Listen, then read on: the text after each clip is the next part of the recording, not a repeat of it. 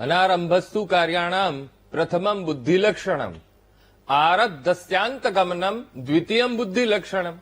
હવે કાર્યને શરૂ ન કરવું એ બુદ્ધિનું પહેલું લક્ષણ છે અને આરંભ કરેલું કાર્યને પૂર્ણ કરવું એ બુદ્ધિનું બીજું લક્ષણ છે. હવે આમાંથી કયા લક્ષણને આપણે ધ્યાને લેવું એ આપણી વિવેક બુદ્ધિ ઉપર છે. નમસ્કાર દર્શક મિત્રો, વીટીવીની ખાસ રજૂઆત ભવિષ્ય દર્શન કાર્યક્રમમાં આપનું સ્વાગત છે. હું છું અંકુર રાવલ. સામુદ્રિક શાસ્ત્ર, આ સામુદ્રિક શાસ્ત્ર વૈદિક પરંપરાનો એક હિસ્સો છે, જેમાં ચહેરો વાંચવો, આભા વાંચવી અને આખા શરીરનું વિશ્લેષણ બતાવવામાં આવ્યું છે. હવે એમાં જ શરીર પરના તલને લઈને પણ ભવિષ્ય કથન કરવામાં આવ્યું છે, જેમાં બતાવાયું છે કે શરીર પર ચોક્કસ અંગ પર તલ ચોક્કસ પરિણામોની પ્રાપ્તિ કરાવતા હોય છે, જેમ કે સફળતા અને નિષ્ફળતા. કેટલાક સંજોગોમાં સંઘર્ષ તો જીવનના કેટલાક સંજોગોમાં સફળતાના પણ એ કારક બનતા હોય છે. ત્યારે આજે તલ અને જાતકના સ્વભાવને સમજવો છે. કયા ભાગમાં તલ ઉત્તમ પ્રકારની કામનાઓની પૂર્તિ કરાવી શકે, સાથે જ 12 રાશિઓનું રાશિ ભવિષ્ય અને આપના ફોન કોલ્સના ઉત્તર તો ખરા જ. જેના માટે આપણી સાથે સ્ટુડિયોમાં જોડાયા છે જ્યોતિષાચાર્ય ડોક્ટર મહેન્દ્રભાઈ પંડ્યા. મહેન્દ્રભાઈ, આપનું ખૂબ ખૂબ સ્વાગત છે. ધન્યવાદ. મહેન્દ્રભાઈ, સૌથી પહેલા આજનું પંચાંગ આપણા દર્શક મિત્રોને જણાવશો. જી. શ્રી ગુરુ ચરણ સરોજ રજ નિજમન મુકુર સુધારી બરનૌ રઘુબર બિમલ જસ જોદાયક ફલચાર બુદ્ધિહીન તનુ જાનિકે સુમિરવ પવન કુમાર બલ બુદ્ધિ વિદ્યા દેહુ મોહી હરહુ કલેશ વિકાર. સૌ દર્શક મિત્રો, સુપ્રભાત. જય શ્રી ગણેશ. હું ડોક્ટર મહેન્દ્ર પંડ્યા. તદેવ લગ્નમ સુદિનમ તદેવ તારાબલમ ચંદ્રબલમ તદેવ વિદ્યાબલમ દેવબલમ તદેવ લક્ષ્મીપતે તે દ્રિયુગમ સ્મરામી. પંચાંગની વાત કરીએ તો 4/11/2025 આજે મંગળવાર છે. કારતક મહિનો અત્યારે ચાલી રહ્યો છે. શુક્લ પક્ષ તિથિ છે, ચતુર્દશી એટલે 14 છે. આજે રેવતી નક્ષત્ર છે, જે આપણે સામાન્ય રીતે પંચકમાં ગણીએ છીએ. 12:33 બપોર સુધી આ નક્ષત્ર ચાલે છે અને ત્યારબાદ 27 નક્ષત્રનું પહેલું ચરણ છે. અશ્વિની નક્ષત્રની શરૂઆત થાય છે. વજ્ર નામનો યોગ અને ગર નામનું કરણ છે. મિત્રો, ગર નામનું કરણ બપોરે 12:23 સુધી ચાલે છે. ત્યારબાદ વણિજ કરણની શરૂઆત થાય છે. તો બપોરે 12:23 સુધી રેવતી નક્ષત્ર એટલે મીન રાશિ આવે છે, જેના અક્ષર છે દ, ચ, જ અને થ. મીન રાશિ પછી આવશે મેષ રાશિ 12:23 પછી, અને એના અક્ષર છે અ, લ અને ઈ. તો મીન રાશિ અને મેષ રાશિવાળા જાતકો માટે આજનો દિવસ મંગલમય રહેશે. સાથે સાથે જે કોઈ જાતકોનો જન્મ થાય એની રાશિ આ પ્રમાણે રહેશે, નામ પાડવાનું આ પ્રમાણે રહેશે. જય ગણેશ. બિલકુલ. હવે દિનવિશેષમાં આજે ખૂબ મહત્વપૂર્ણ વિષય ઉપર ચર્ચા કરવી છે અને લોકોને ગમશે પણ ખરો. અને આમે મહેન્દ્રભાઈ, આપણે તો લોકોને ગમતા વિષયો, લોકોના જીવનને સ્પર્શતા વિષયો આપણે ભવિષ્ય દર્શનમાં લઈને આવતા હોઈએ છીએ.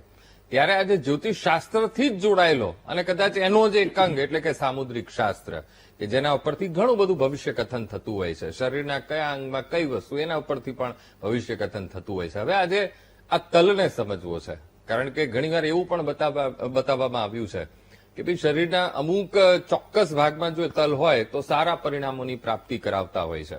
ત્યારે એ પહેલા તો સૌથી પહેલા તો સામુદ્રિક શાસ્ત્ર અને સામુદ્રિક શાસ્ત્રમાં આવતું આ જે તલ શાસ્ત્ર એને કહેવામાં આવતું હોય છે, એ ખાસ તો સમજવું છે. તલના મહત્વને જો સમજવામાં આવે તો જેને વ્રણ કહેવામાં આવે છે, બહાર દેખાતું એક ચિત્ર. વ્રણની અંદર તલ આવે છે, લાખું આવે છે, એ અલગ અલગ પ્રકારે આપણે જોઈ શકતા હોઈએ છીએ.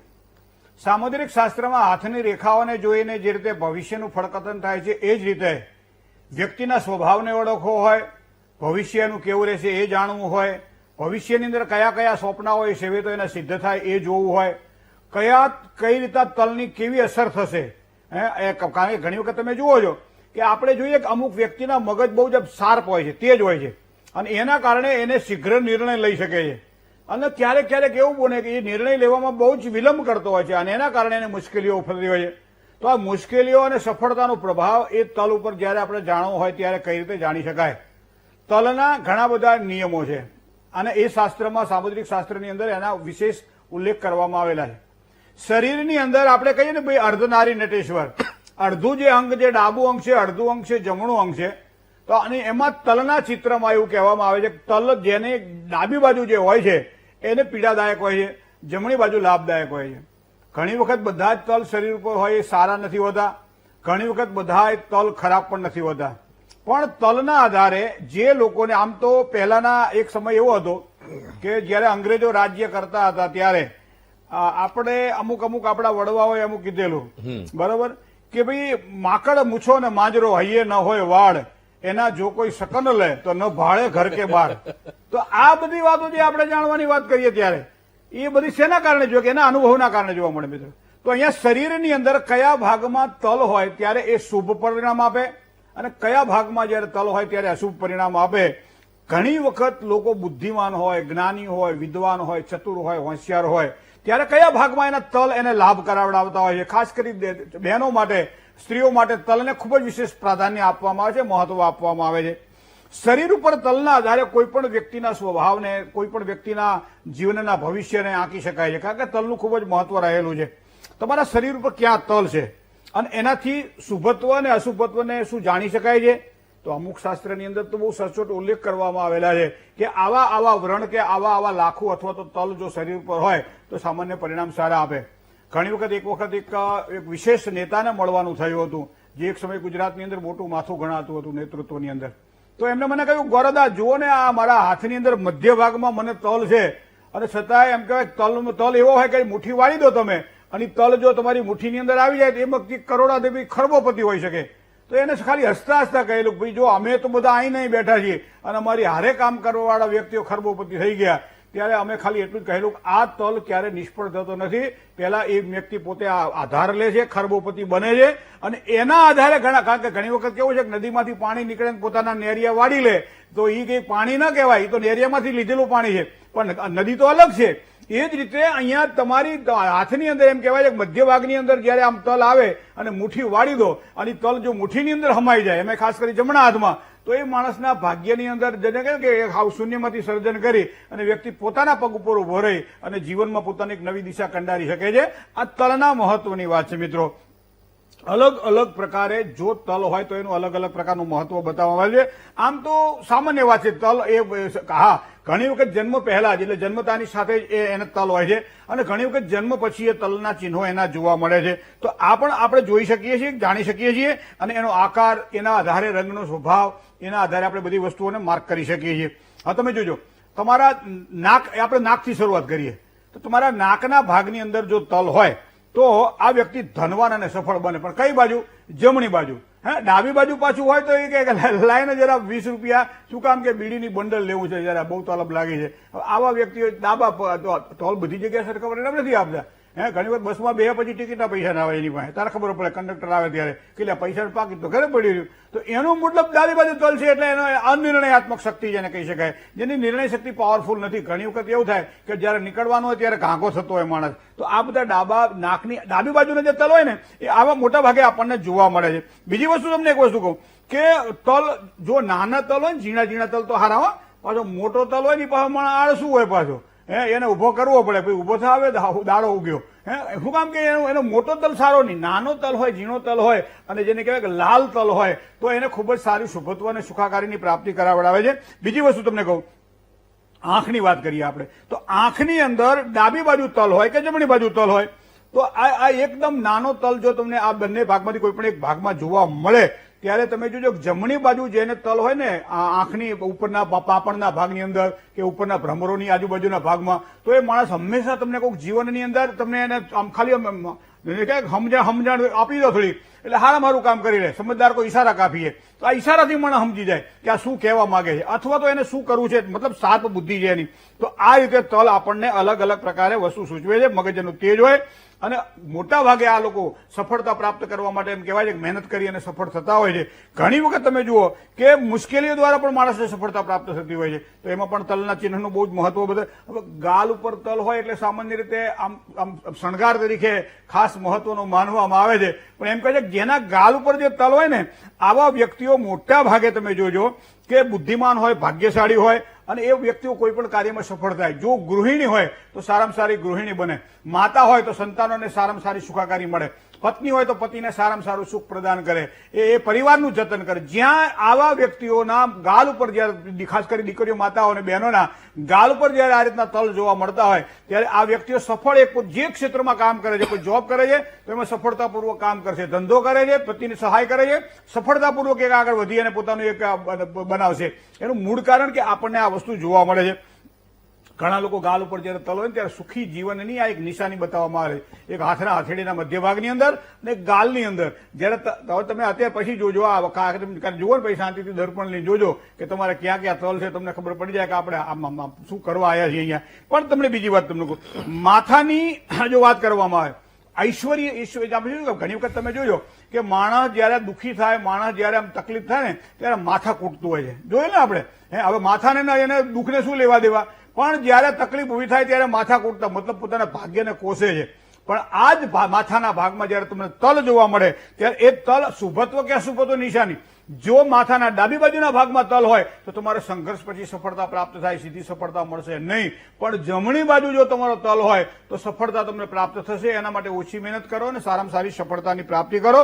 તો આ પ્રમાણે અલગ અલગ પ્રકારે તલના શુભત્વ અને અશુભત્વની વાતને માનવામાં આવે છે. ગાલ ઉપર તલને શુભ માનવામાં આવે છે. ડાબા ગાલે જે તલ છે ને મોટાભાગે કાળો તલ હોય તો એ માણસને કાયમ સંઘર્ષ કરાવે. લાલ તલ હોય તો થોડુંક સારી સફળતા અપાવે, પણ કાળો તલ જો હોય તો એ થોડી સંઘર્ષ એને કરાવડાવે છે. જમણા ગાલે જયારે તલ હોય ત્યારે માણસને પાછો સમૃદ્ધ બનાવે છે. હવે જડબાની વાત કરીએ આપણે, હળપચીની વાત કરીએ આપણે, તો ઘણી વખત અહીંયા હળપચીના આ ભાગની અંદર જયારે તલ જોવા મળે ને ત્યારે એક શણગારની એક નવી ભાષા જેને કહી શકાય, એના સૌંદર્યની એક નવી ભાષા કહી શકાય એવો ઓપ આપે છે. પરમાત્માની કૃપા દ્વારા પ્રાપ્ત થાય છે. અને આવા વ્યક્તિઓ હંમેશાનું એનું સ્વાસ્થ્ય બહુ સારું રહે.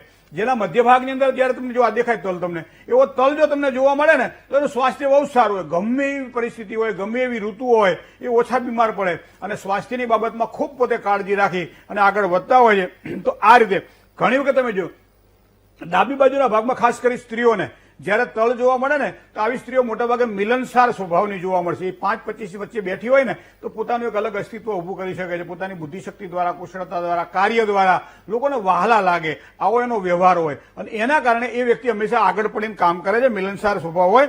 પણ જો ડાબી બાજુ હોય તો પાછું અતડી રહે, જમણી બાજુ હોય તો પાછું બધાની યાર હળી પડી જાય.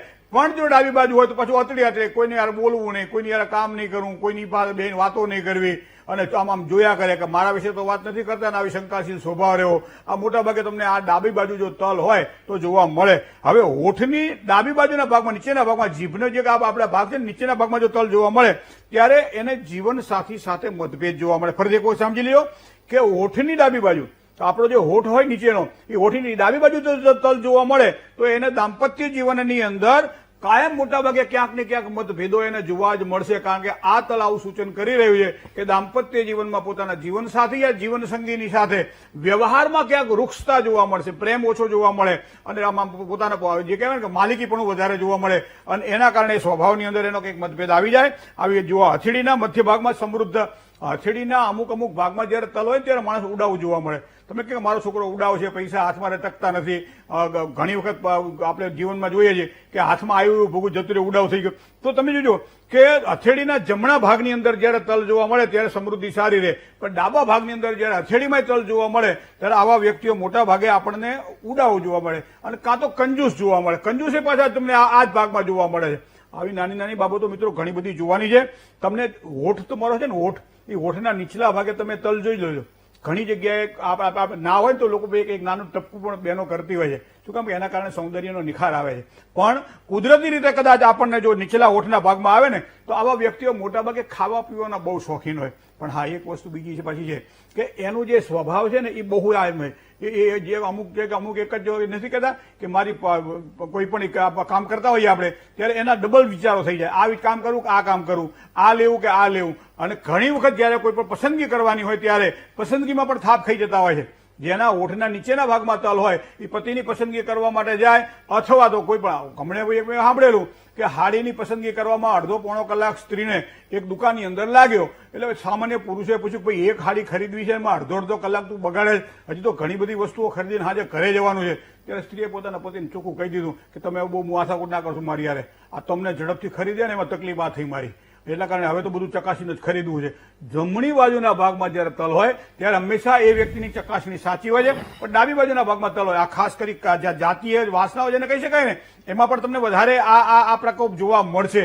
કારણ કે અહીંયા તલનો એક પ્રભાવ છે મિત્રો. કપાળ ઉપર જયારે તલ હોય ને એમાં મધ્ય ભાગની અંદર તલ હોય, જ્યાં આપણે તિલક કરતા હોય, ચાંદલો કરતા હોઈએ તો તો કપાળના મધ્ય ભાગની અંદર જયારે તલ જોવા મળે ને ત્યારે સમજી લો જીવનમાં સૌથી વધારે ભાગ્યશાળી વ્યક્તિ તમે છો. કારણ કે જેના ભાલે તિલક જે ભગવાને સ્વયં કરેલું છે, આવું એક લાલ મજાનું સુંદર આવું એક નાનકડો તલ હોય ત્યારે સમજી લેવાનું તમે તમારા ભાગ્યના નિયંતા છો, તમે તમારું ભાગ્ય ઘડી શકો છો અને એના આધારે સારા સુખની પ્રાપ્તિ તમને થઈ શકે છે.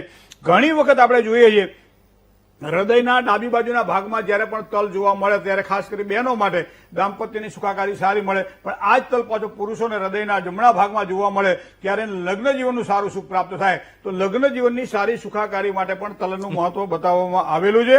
ઘણી વખત આપણે ઘણી અલગ અલગ આપણે કહે કે માથાથી માંડી અને પગ સુધી સૌથી ઘણા તલ હોય તો આ બધું ખોટું. એ થોડા તલનું મહત્વ હોય, એ 5 હાથ કે 10 તલ હોય ત્યાં સુધી વાંધો ના આવે, પણ આખા શરીરમાં તલ જો હોય તો ચામડીના રોગમાં ડોક્ટરને બતાવવું પડે. આ વસ્તુ ધ્યાનમાં રાખવી પડે કે ઘણી વખત આવું બધું બનતું હોય છે મિત્રો, પણ આપણા શરીરની અંદર સામુદ્રિક શાસ્ત્રમાં તલનું ખૂબ જ મહત્વ બતાવવામાં આવેલું છે. જય ગણેશ. બિલકુલ. તો દર્શક મિત્રો, આગળ મેષ અને વૃષભ રાશિના જાતકોનો આજનો દિવસ કેવો રહેવાનો છે એ પણ જાણીશું. અંકુરભાઈ, આપણે લખીએ કે ક્રોધ ઉપર કાબુ રાખવો. એટલે સામાન્ય રીતે કોઈ આપણને પૂછે કે ભાઈ ક્રોધ આવે ત્યારે કાબુ કેવી રીતે રખાય, એટલે હું એને નાનપણમાં જે પેલા બસની મુસાફરીઓમાં જે જોયેલું ને એમાં કહું કે કોઈ આપણા પગ ઉપર આમ પગ મૂકી દે અને એનું બૂટ મોટું હોય, એના કારણે આપણે ચપ્પલ પહેરેલા સ્લીપર પહેરેલા આપણો અંગૂઠો આપણી આંગળીઓ આમ દબાય એટલે રાડ નીકળી જાય એવું દેવ દબાય, બરોબર. પછી આપણને આને ઠીકો મારી દઉં અને આને શું કરી નાખું. હવે આવા સમય એટલો બધો ક્રોધ આવી ગયો કે આને પછાડી દઈએ અને આમ નજર કરીને હાલો તો પહેલવાન જેવો છે, આ તો મારવા જતા ઉપરથી આપણને ઠોકશે. હવે આવા સમયે ક્રોધ થાય ના થાય, એ તો આવતો હોય તો પી જવો પડે. શું કામ કે એના મારવા જાય બીજા બે આપણને ઠોકે.